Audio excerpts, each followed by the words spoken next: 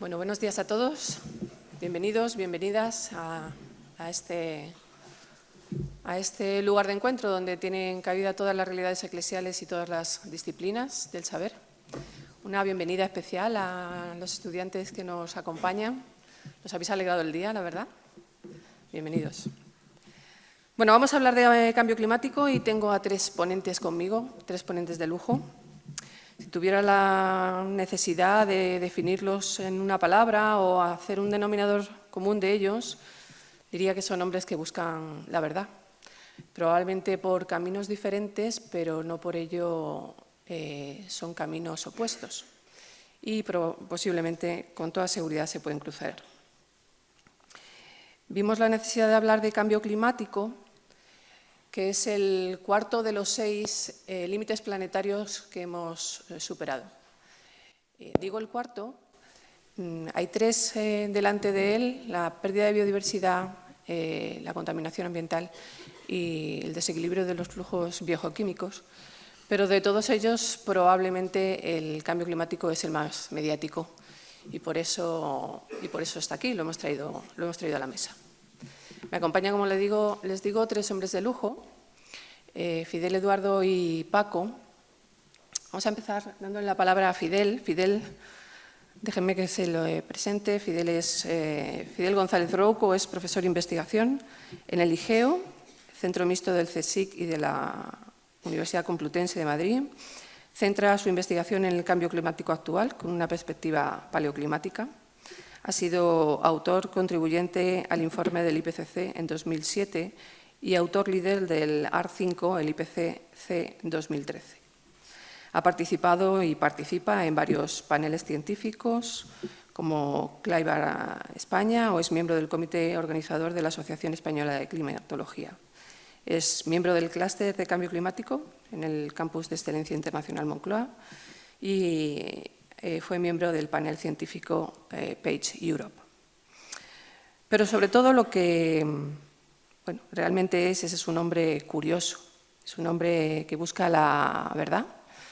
En la jerga teológica a esta verdad le ponemos minúscula, sin intención de faltarle a la verdad, por supuesto, pero esta verdad con minúscula es así tan inquieta como él, así que hay que estar atentos a ver cómo evoluciona. Es un hombre de fácil diálogo y rápido al servicio, y por eso está aquí con nosotros y se lo agradecemos. Gracias, Fidel. Muchas gracias por esas palabras tan amables. La verdad es que es un placer estar ayer y hoy aquí. Hemos tenido ya alguna conversación muy vívida, muy interesante, muy de disfrutar. Y para mí es realmente también un honor estar en este contexto. Me gustaría agradecer a la organización y me gustaría agradecer que se generen este tipo de espacios de discusión de una comunidad que respeto mucho, entre otras cosas admiro por el desarrollo de esa encíclica papal que es la Laudato Si, que recoge también una visión de respeto al conocimiento científico y, por supuesto, de respeto a lo que la comunidad llama la casa común, ¿verdad? Entonces, desde esa aproximación de respeto y admiración, estoy aquí e intentaré compartir cuál es nuestra visión sobre la evolución actual del cambio climático, en qué nos basamos cuando decimos que existe un cambio climático, en qué nos basamos cuando decimos que es debido a las causas humanas, por qué decimos eso y cómo pensamos sobre eso. Cuando buenamente pueda ser, empiezo con la presentación.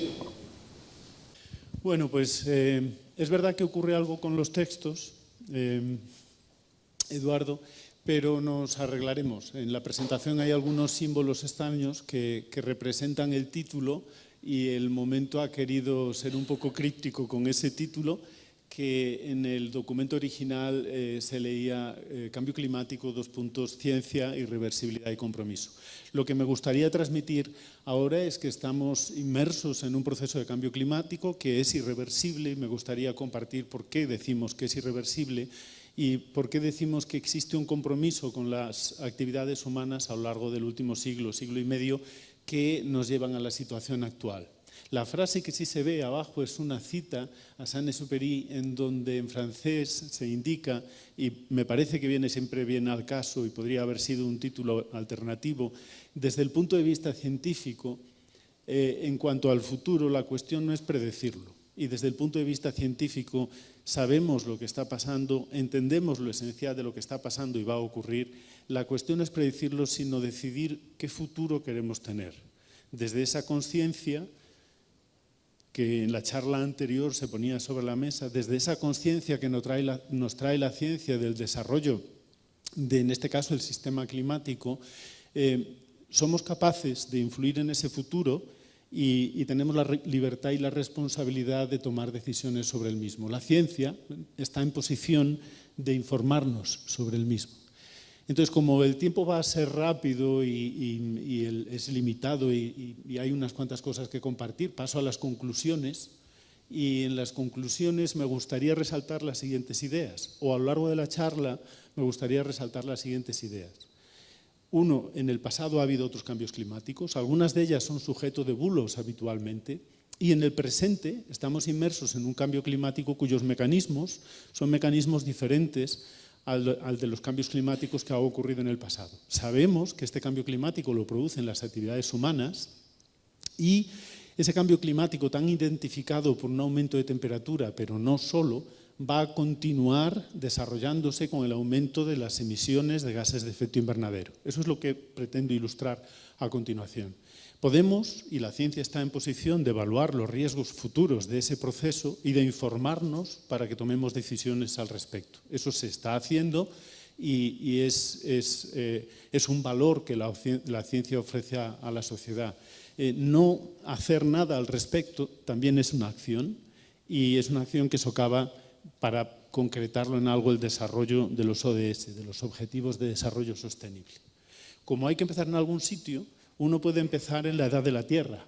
Y lo que tenemos, si nos planteamos la edad de la Tierra, es la evolución de un planeta de 4.500 millones de años. Pasan muchas cosas a lo largo de esa evolución, pero hay un par de ellas que quiero reflejar ahora. La explosión de la vida visible, tal y como la conocemos, ocurre hace aproximadamente 540 millones de años. Es esta última rosca, no sé si soy capaz, sí, es esta última vuelta de tuerca que aparece aquí, en donde lo que vemos fundamentalmente son muchos fósiles. Aparecen los esqueletos calcáreos, los organismos dejan rastro a través de los fósiles, y voy a hablar de eso en un momento. Claro, como tenemos mucha visibilidad de la vida, también tenemos mucha visibilidad de las extinciones, ¿verdad? Y hay aquí personas más aptas que yo para hablar precisamente de los impactos en la biodiversidad, de los impactos en la vida.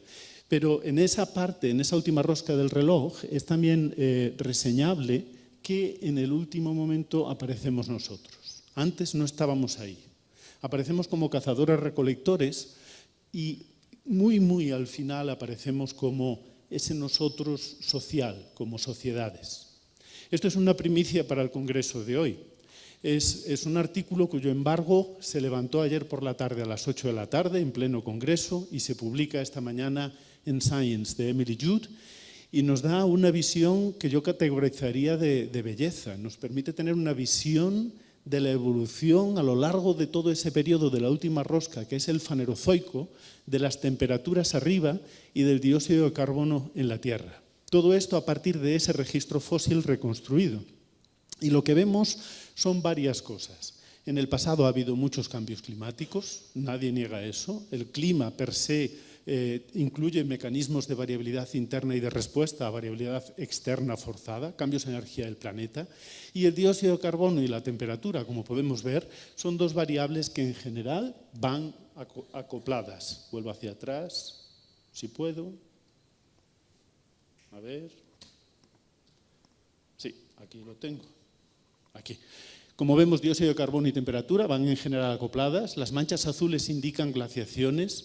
Hace 300 millones de años las glaciaciones notables del Carbonífero, ahora las glaciaciones del Cuaternario. En la gráfica de arriba vemos precisamente cómo estamos en un momento relativamente frío y preocupándonos por si hay cambio climático, pero sí, porque es en ese último instante en el instante en que somos como sociedad y en el instante en el que antropocéntricamente somos sensibles a los cambios. La sociedad actual está adaptada a estos cambios y estos cambios han sido lentos en toda la evolución de la historia. Fíjense la variabilidad de la curva del CO2, llega a 270 aproximadamente partes por millón a finales del 19 y realmente a lo largo de un siglo hemos llegado ahora a 400. Luego el cambio que tenemos ahora podría categorizarse de abrupto, inédito en la historia del Fanerozoico y a él está sujeto una sociedad obviamente en la que nos hemos desarrollado y que es sensible a ese estado. Los autores dicen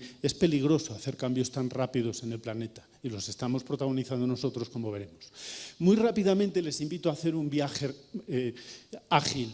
Lo que muestra la gráfica de la izquierda son de ese último periodo en donde llegamos a menos temperatura, el Eoceno, los últimos 60, 50 millones de años. El dióxido de carbono es todavía muy alto, no hay glaciaciones, fósiles por encima del círculo polar de árboles, de megatapires en el pasado, animales y fauna y flora que ya no existe hoy por encima del círculo polar. Variación climática. Nosotros no estábamos allí, el clima cambia, ¿verdad? Un bulo habitual es decir, bueno, la Tierra se recupera, ha habido cosas mucho más importantes en el pasado. Y digo, bueno, sí, ha habido cosas mucho más importantes, pero hay una perspectiva antropocéntrica en este momento en donde argumentaremos que el hombre, la humanidad, es agente responsable y a la vez sujeto que recibe los impactos de cambio climático. En el desplegable superior se muestran los últimos 2 millones de años. El dióxido de carbono actual y otros gases de efecto invernadero, pero sobre todo el dióxido de carbono, que no es el gas de efecto invernadero más potente, pero es el más abundante, rivaliza en esas gráficas, en la de abajo, en esta de aquí, rivaliza con niveles de dióxido de carbono en lo que llamamos el óptimo del Plioceno medio, hace 3,5 millones de años. Ahí empieza a aparecer hielo polar. Empiezan a crearse los casquetes polares. Los fósiles que tenemos de fauna y flora por encima del círculo polar se corresponden con esta ilustración de especies que luego evolucionaron para estar obviamente en otras partes del planeta. ¿Qué ocurre en el último millón de años? Acabo de marcar el último millón de años, ahí se indica nivel del mar, se indica temperaturas, tenemos información proxy de eso, y en el último millón de años se caracteriza por las glaciaciones del Cuaternario. Entonces tenemos dos estados de equilibrio posibles, podemos verlos en todas estas gráficas. Ven muchas gráficas, pero en realidad fíjense en que todas estas gráficas de colores que representan la concentración de dióxido de carbono, la temperatura en diferentes partes del planeta, lo estoy intentando marcar también para online, y el nivel del mar, todas indican lo mismo. Este es el presente, el momento cero, y si nos vamos hacia atrás, si puedo con el ratón, hasta casi 1 millón de años hacia atrás, son datos de prospección en sedimentos marinos en diferentes partes del mundo y sobre todo en hielo de EPICA en el polo sur del proyecto EPICA. Lo que tenemos es una evolución de transición glaciar interglacial que entendemos hoy en día por qué se produce. Los mecanismos son diferentes a los que producen el cambio climático actual, pero tienen que ver otra vez con el hecho de que en el sistema, como pueden observar, las temperaturas y este dióxido de carbono están acoplados. Cuando las temperaturas suben, por ejemplo, por posición orbital, no voy a entrar en los detalles, pero estas series marcan la posición relativa de la Tierra respecto al Sol, cuando entra más energía en el planeta, empezamos a derretir más hielo en verano, de la nieve que cae en invierno, pasamos a un proceso en el cual tenemos menos casquetes polares, menos nieve sobre la cobertura sobre la Tierra, tenemos por lo tanto menos albedo, entra más radiación donde corta, el sistema se calienta más y ocurre una serie de procesos de amplificación, entre ellos que un océano más cálido disipa menos dióxido de carbono atmosférico, amplificamos el calentamiento, más retroceso polar y estamos en una cadena de proceso en el cual pasamos de un glacial a un interglacial. La última glaciación ocurrió el último máximo glacial hace 20.000 años, está aquí marcado con esta flecha, y era aproximadamente un estado climático global en el Atlántico Norte casi 10 grados más frío. En realidad mucho más intenso que el cambio climático actual, pero es que nosotros no estábamos allí. Éramos cazadores-recolectores, éramos los que pintaban esas pinturas en las cuevas, los Homo sapiens, y estos son registros de pinturas, por poner un ejemplo diferente a números, pero que tiene valor cognitivo, registros de pinturas en una cueva Sapiens al sur de Marsella, la pueden ver aquí en el mapa, la cueva Cosquer. Esta cueva actualmente está a 20 metros por debajo del nivel del mar y obviamente el Homo sapiens que entraba en esta cueva para pintar pingüino hace 20.000 años tenía que cumplir dos condiciones. Uno, poder entrar en una cueva que hoy está a 20 metros bajo el nivel del mar, eso representa la diferencia de nivel del mar entre la glaciación y el interglacial, y tenía que haber pingüinos en Marsella. Entonces hay veces que no hacen falta números para representar de forma convincente un estado climático distinto, ¿verdad? Y todo eso era antes de que nosotros estuviésemos. Empezamos a estar en el Holoceno, transitamos al interglacial. Intento no ir demasiado lento porque el tiempo es breve y dar una pincelada de evolución que transmita esa sensación de variabilidad y cambio a lo largo del tiempo, ¿verdad? Entramos en la ganadería, posteriormente la agricultura. Esto es una cueva que se hizo famosa con una película y un libro de Michael Ondiatier, la cueva de los nadadores, aparece en El paciente inglés, y es una cueva entre Egipto y Libia que hoy en día tiene la apariencia que se ve en la foto y los nadadores indican bueno, que era una zona con mucha agua en ese momento. A lo largo del Holoceno entramos en el proceso de desaparición de vegetación en el Sáhara, cambios climáticos en los que hemos podido tener una contribución por el uso de la agricultura, pero limitada, ¿verdad? Factores orbitales y de forzamiento externo explican con los modelos actuales por qué eso ocurre. 1000 años, hemos ido 540 millones de años, 60 millones de años, 2,5 millones de años, temperatura y dióxido de carbono acoplados, última glaciación, el Holoceno, hace 1000 años. Para los que les gusten todavía las películas de vaqueros, si es que eso se llevase en algún sitio. Esto es la zona del suroeste de Estados Unidos, las 4 esquinas, se juntan 4 estados, y eso que se ve ahí son restos arqueológicos de asentamientos de la cultura de los Anasazi. Ahí en pequeño se ven personas visitando esas casas que vivían en esa ladera de la montaña por motivos defensivos y cultivaban encima. Es uno de tantos registros que permiten hablar de la desaparición de una sociedad, indicando nuestra sensibilidad, nuestra exposición a las crisis medioambientales, en este caso a las sequías que llamamos en esa zona megasequías, ¿verdad? La gráfica de abajo indica registros proxies bajados en información dendroclimática entre el siglo X y el siglo XIV, de la evolución de las sequías en esa zona. Siempre solemos obviamente tener modelización y datos observacionales que explican la evolución de una cultura. El clima suele ser un factor importante, con frecuencia, aunque no siempre determinante. En este caso, los estudiosos sí dicen que pudo tener una influencia muy importante en la desaparición de esta cultura por la longitud de algunas megasequías que llegaron a impactar de forma muy negativa en los cultivos de esa zona, generando conflicto social, rencillas entre diferentes pueblos, eventualmente guerras y eventualmente la desaparición de esa cultura que se fue a otro lado. Las megasequías son endémicas de esta zona. Y traigo esta gráfica porque me gusta hablar de este ejemplo, porque podríamos caer en el prejuicio de decir el mundo tecnológico actual supera esto, estamos por encima de esos riesgos, pero obviamente las megasequías de esa zona son las mismas megasequías de la crisis agrícola de los años 20 que contribuyó a la Gran Depresión americana a principios del siglo XX, en donde la megasequía o la sequía que hubo a principios del siglo XX en esta zona palidece en comparación con lo que ocurría en los siglos X, XI y XII. Y ahí no éramos todavía una sociedad industrial. Luego, la sociedad es obviamente sensible a las variaciones climáticas, sin existir o sin haberse desarrollado todavía el cambio climático actual. Para cuanto más mensaje de precaución si lo que tenemos es una transición climática intensa a un estado climático distinto, que es lo que espero mostrarles en un minuto. Un poco más de variabilidad. Obviamente, siglo X, donde los Anasazi las pasaban canutas, hasta el siglo XIV, en donde tenemos en esta imagen otro ejemplo, la evolución de la cultura escandinava, la transición de las migraciones, Erik el Rojo, hacia Islandia, hacia Groenlandia, eventualmente hacia Terranova. Lo hacían porque podían. Como os he hablado antes de electromagnetismo, en la charla anterior, me gusta mucho, podían hacerlo porque controlaban la calcita, el espato de Islandia, y el ser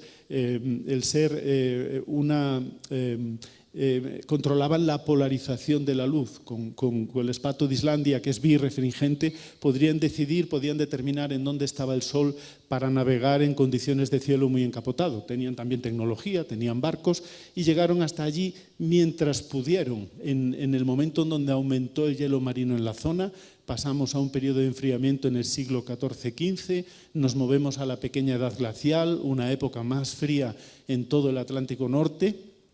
Y esos viajes siguiendo la costa hacia Groenlandia y hacia Terranova tuvieron que parar y se olvidaron en la historia que vino después. Eso es una crónica de un sacerdote noruego en Groenlandia con otro compañero indicando qué pasaba con las rutas de navegación y el hielo marino, ¿verdad? El Titanic, años después, pues, tuvo la experiencia de una situación similar a esa.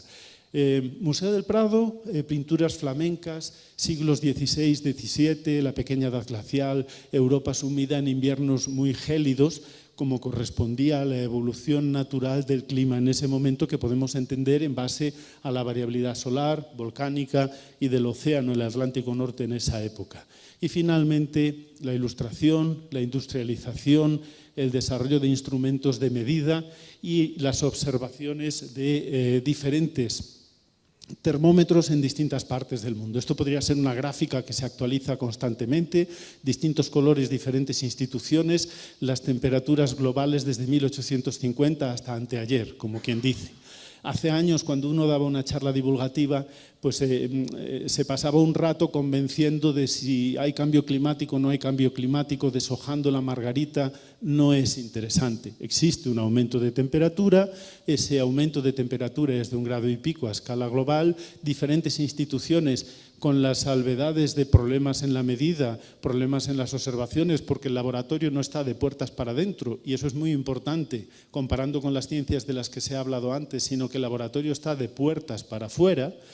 Como vemos, tenemos acuerdo entre diferentes instituciones y metodologías de un cambio que se produce. ¿Por qué a partir de 1970? ¿Por qué no se produce desde 1850 de forma más o menos lineal? Esas preguntas las podemos contestar ahora y vienen en un momento. Para respirar es el vídeo que estábamos probando antes. Una imagen de las observaciones desde 1850, ya va por 1900 prácticamente. En azul lo que está frío por debajo de la media del siglo XX, en colores cálidos lo que está por encima de la media del siglo XX, vamos por 1940, si lo pueden ver, 1950. Vemos como progresivamente, verán, a partir de 1960 esa rampa de calentamiento de los continentes, sobre todo y de las zonas polares. 1900-2000, 2010 en este momento, 2020, 18 hasta 2022. Luego, eso son observaciones, no merece la pena discutir algo que se mide en muchos sitios, y lo que tenemos es un aumento de temperatura superior en las zonas continentales, eso es termodinámica de los materiales, y amplificación polar, el retroceso de la cobertura de hielo. Lo que tenemos es amplificación por cambios en el perfil de temperatura de la atmósfera en los polos. Tenemos varios factores de amplificación que hacen que en latitudes al norte 1 grado se convierta en 3-4 grados de temperatura más ya hoy en día. Se puede hablar de los impactos para diferentes regiones del globo, se puede hablar de los impactos en la temperatura de algunas zonas. Algunas zonas del mar no se calientan, fíjense por ejemplo al sur de Groenlandia, y sabemos por qué, es algo que se puede discutir. Y otras zonas reciben máximo calentamiento, como digo, por factores de amplificación de diferente tipo.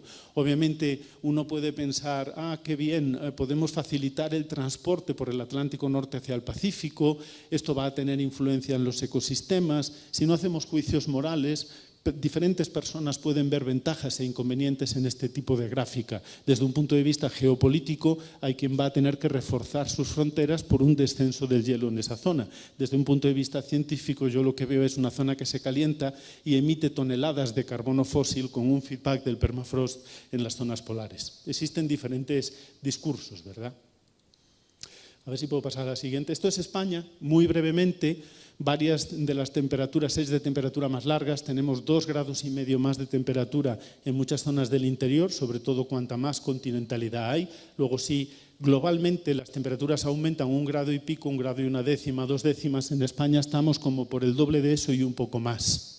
Así que en las gráficas siguientes siempre le podemos poner a la parte española la proporción que mentalmente en una charla como esta uno fácilmente puede calcular.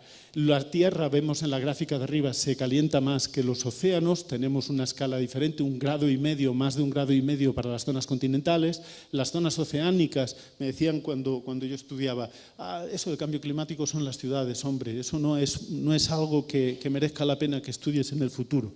Bueno, pues las ciudades en el mar se calientan igual que las ciudades en la Tierra, como pueden ver en esa gráfica, y el calentamiento en la gráfica anterior, en la subida de temperaturas, en la parte derecha, esto representa los datos instrumentales que les mostraba antes, la evolución de las temperaturas en el siglo XX.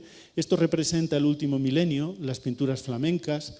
Esto representa los vikingos transitando hacia Norteamérica, y aquí tenemos a los Anasazi. Tenemos una evolución natural de enfriamiento y el cambio de esa curva a un aumento de temperatura reciente.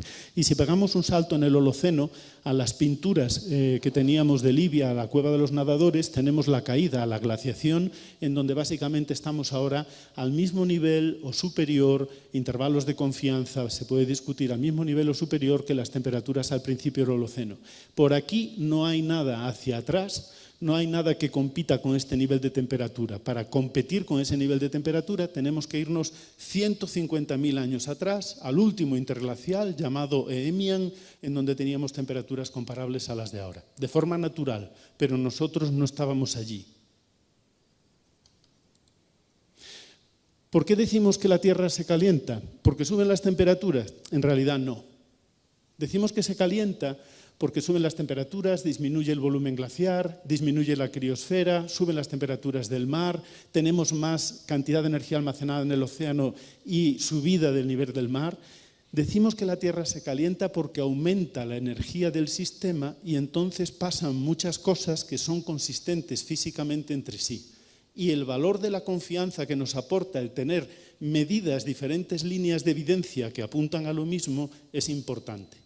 Porque yo siempre digo a los chavales, si tiene plumas de pato, patas de pato, pico de pato y camina como pato y no tenemos otra teoría mejor y esta funciona bien hasta ahora, y eso es lo que pretendo mostrarles, pues eso apunta pato en la dirección de cambio climático, apunta pato en la dirección de que existe un aumento de energía en el sistema, que vemos, como pueden ver, en las temperaturas de la superficie de la Tierra, en las temperaturas del mar, en diferentes bases de datos, la subida del nivel del mar. Son observaciones, no es modelo, la bajada de hielo marino en el Ártico, los vikingos, ¿verdad?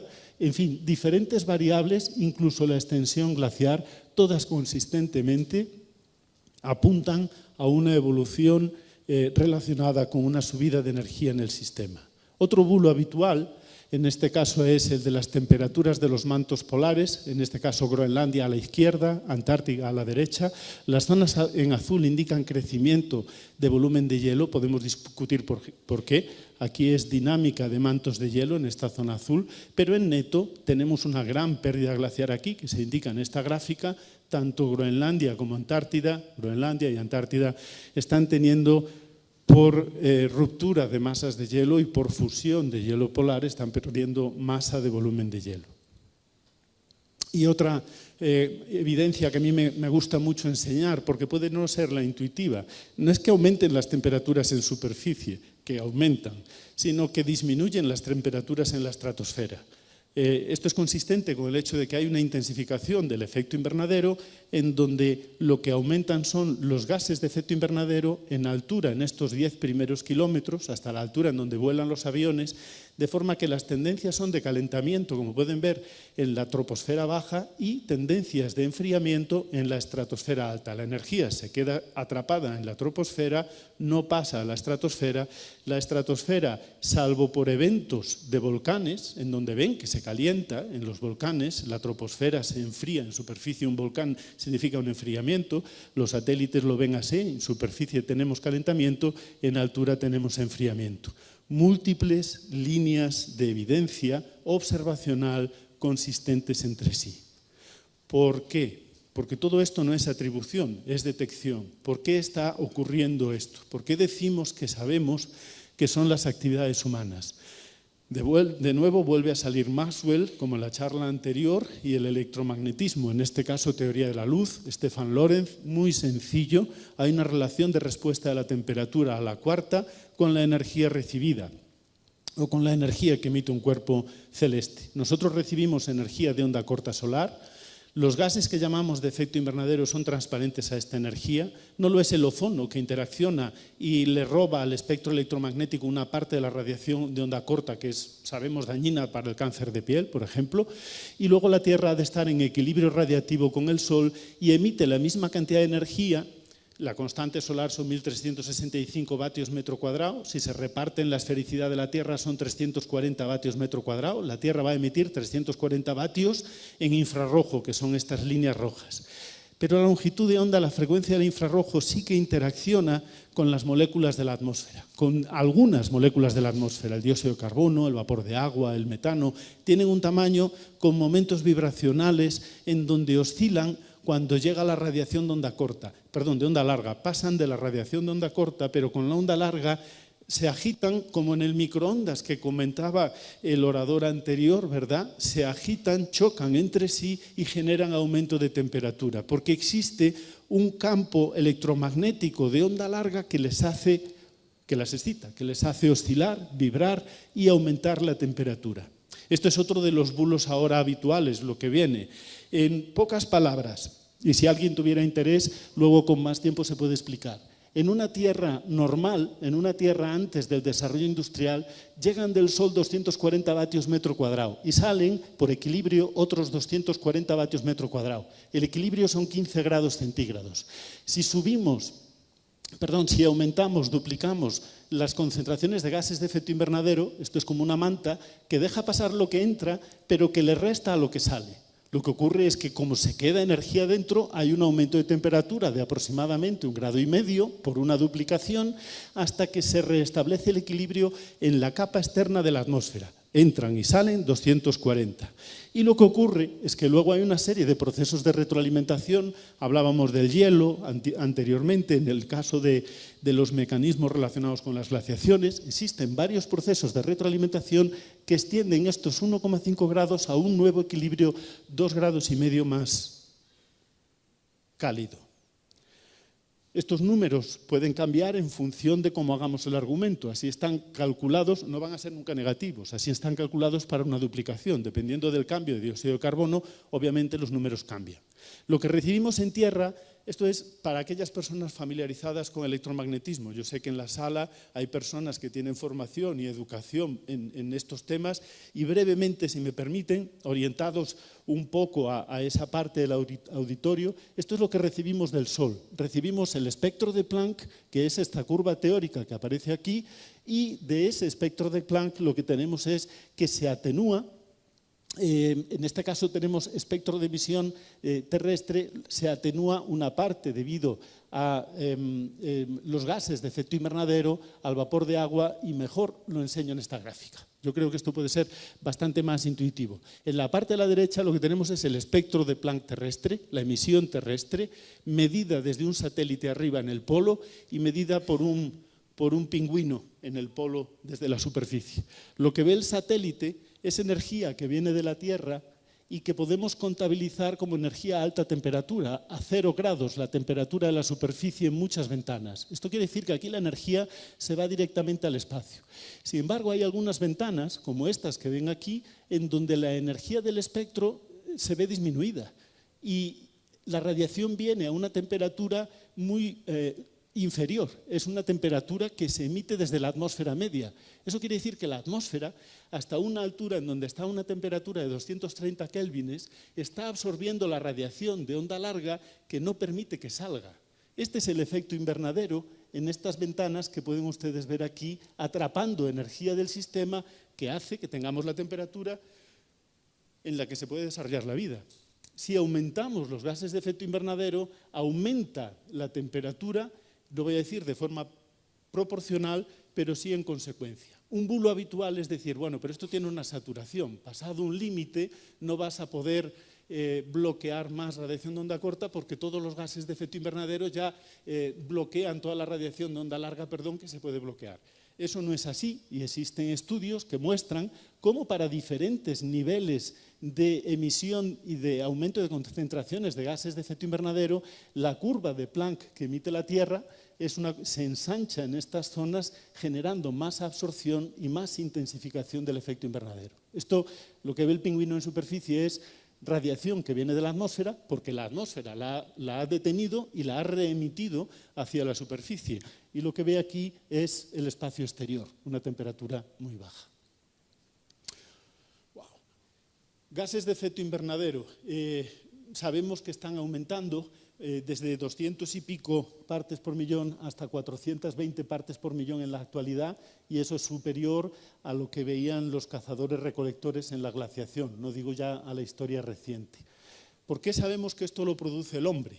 Sabemos que lo produce el hombre porque tenemos física, química, matemáticas que sintetizamos en modelos climáticos que incluyen ese conocimiento del sistema que se resume es una palabra que puede ser engañosa, en un conjunto de ecuaciones diferenciales, esa es la dinámica de los modelos, luego hay mucha más física dentro, que simulan el comportamiento del sistema Tierra. Es un problema física y matemáticamente de condiciones iniciales y de condiciones de contorno, y lo que introducimos como condiciones de contorno, como pueden ver en esta gráfica, son los cambios en la energía año a año. Actividad volcánica, que conocemos a lo largo del último milenio, concentraciones de dióxido de carbono, variabilidad solar. Como pueden ver, en variabilidad solar, a lo largo de los últimos años, la actividad solar no ha aumentado, sino en todo caso disminuido. Eso es un bulo habitual en donde mucha gente defiende el papel de la variabilidad solar en el aumento de temperatura. Sabemos que no es así, porque conocemos la cantidad de energía que hemos recibido del Sol a lo largo de las últimas décadas y siglos, y sabemos que en las últimas décadas ha disminuido y no justifica el aumento de temperatura observado, mientras que las concentraciones de gases de efecto invernadero, como ven aquí, sí. Si corremos muchos modelos climáticos, estas son las observaciones de aumento de temperatura que hemos podido ver hasta ahora, lo que vemos es que al hacer muchas simulaciones con modelos climáticos, tenemos esta distribución de temperatura que no reproduce el aumento de temperatura actual si solamente tenemos en cuenta la energía natural, lo que viene del Sol, lo que viene de los volcanes. Aquí vemos el enfriamiento de volcanes como el Pinatubo en el año 91 a lo largo del siglo XX. Sin embargo, si tenemos en gases de efecto invernadero, entonces sí somos capaces de reproducir la evolución de la temperatura, no solo la temperatura en realidad global, sino la evolución de la temperatura del contenido de energía en el océano de diferentes variables en distintas partes del mundo. Para reproducir los cambios observados necesitamos tener en cuenta el resultado o el impacto de las actividades humanas. Por eso a esos dos señores de la caricatura anterior, Hasselmann y Manabe, hace 3 años les dieron el premio Nobel. Unos minutos para el futuro. No podemos hacer predicción para el próximo siglo, porque si no esto sería casi adivinación, pero podemos hacer un análisis de riesgos. Tenemos modelos que son válidos para el propósito porque demostramos que reproducen la realidad, y no solamente eso, sino algo más que les voy a enseñar ahora.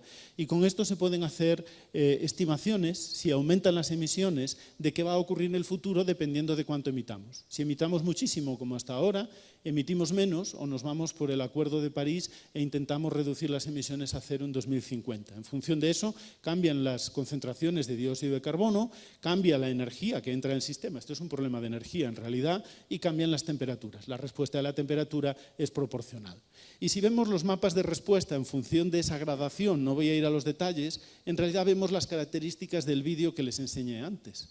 Vemos que los modelos responden en el futuro con una amplificación del aumento de temperatura que ya estamos viendo. Nos permite interpretar qué ocurre con la precipitación, qué ocurre con el hielo, qué ocurre con diferentes variables, y esas las podemos ver aquí, y no es nada extraño. Cuanto menos emitimos, la respuesta de las variables, ya sea hielo marino en el Ártico, ya sea subida del nivel del mar, en este caso muestro energía almacenada en el océano que se corresponde con la subida del nivel del mar, si emitimos más, la respuesta del sistema a finales del siglo XXI es mayor. No estoy diciendo si esto es bueno o malo, no estoy diciendo si esto es importante o no lo es. Digo lo que está siendo y va a seguir siendo, y tenemos mucha confianza en que eso es así. De hecho, bulo habitual, los modelos no sirven para este tipo de cuestiones. Tenemos una representación de qué ocurrió después del año 2000 en el IPCC, en el AR4, en donde los modelos producían estas proyecciones de color y solo teníamos observaciones hasta aquí. Las observaciones posteriores confirmaron las proyecciones de los modelos. ¿Qué ocurrió en el año 2013 con las proyecciones de los modelos que se hacían en esos momentos, teniendo observaciones recopiladas hasta 2007 internacionalmente? Que las observaciones que hubo después confirmaron las proyecciones de los modelos. ¿Qué ocurrió? ¿Qué ocurrió después en el último IPCC, después de 2015? Obviamente tenemos menos observaciones, pero todo sigue por el mismo camino. Podemos decir ¿dónde está el compromiso? El compromiso está en la idea de que si emitimos diferentes cantidades de dióxido de carbono, estas se acumulan en la atmósfera y producen respuestas de temperatura acumulativas. Es decir, el resultado del aumento de temperatura total es el resultado de haber emitido durante todo el proceso de industrialización. ¿Por qué? Porque el CO2 que va a la atmósfera, en su mayoría, se queda en la atmósfera. Tiene tiempos de vida media de milenios, por lo menos. Eso significa que acumulamos carbono en la atmósfera y al acumular carbono intensificamos el efecto invernadero, de modo que aunque parásemos ahora mismo las emisiones, seguiríamos aumentando la temperatura, y aunque ahora mismo si pusiéramos concentraciones constantes, seguiría aumentando la temperatura, y si parásemos totalmente las emisiones, que es imposible, la temperatura no bajaría durante siglos. Eso significa que estamos comprometidos con todo lo que hemos hecho. Y si queremos poner un nivel de aumento de temperatura, esta gráfica no es tan intuitiva, si queremos poner un nivel de aumento de temperatura, por ejemplo aquí, que la temperatura solamente aumentase, pongamos 1,5 grados a finales del siglo XXI, solo nos podemos permitir emitir una cantidad desde el principio de la industrialización hasta este límite que tenemos aquí. Si hemos emitido ahora 500 petagramos de carbono desde el principio, millones de toneladas de carbono desde el principio de la industrialización, tenemos un margen relativamente corto si queremos que las temperaturas no pasen por encima de 1,5 grados. ¿Queremos que eso ocurra o no? Es un tipo de decisión distinta, pero podemos controlar el sistema de modo que las temperaturas no superen un cierto nivel a partir de finales del siglo XXI. ¿Cómo se hace eso?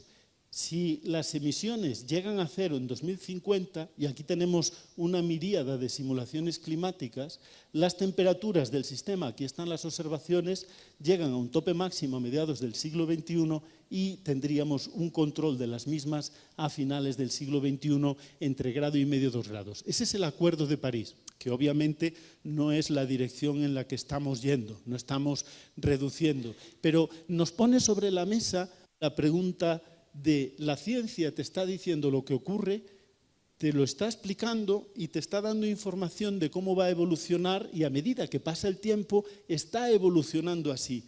¿Qué quieres hacer con eso? Es importante, y aquí termino, 0,5 grado de temperatura. Esto es un análisis en donde con 0,5 grado de temperatura tenemos 2,5 veces más de olas de calor, tenemos 10 veces peor la situación del hielo ártico en verano, depende, lo de peor mejor depende, para la navegación es mejor, tenemos casi el mismo nivel del mar, no hay impactos, digamos, diferenciales en el nivel del mar, pero ahí se pueden hacer salvedades porque hay sorpresas. Y luego tenemos una serie de impactos en diferentes ecosistemas que tienen relación con el acceso a la comida, con el acceso al agua, con ciertos sistemas como los arrecifes de coral, con las pesquerías, en donde el impacto es siempre 0,5 grado, cada décima de grado en realidad importa. Luego, importa en el sentido de que tiene consecuencias discernibles para los ecosistemas y la sociedad. Y como leí las conclusiones al principio, anticipando que iba a haber un poco de apertura, lo dejo aquí.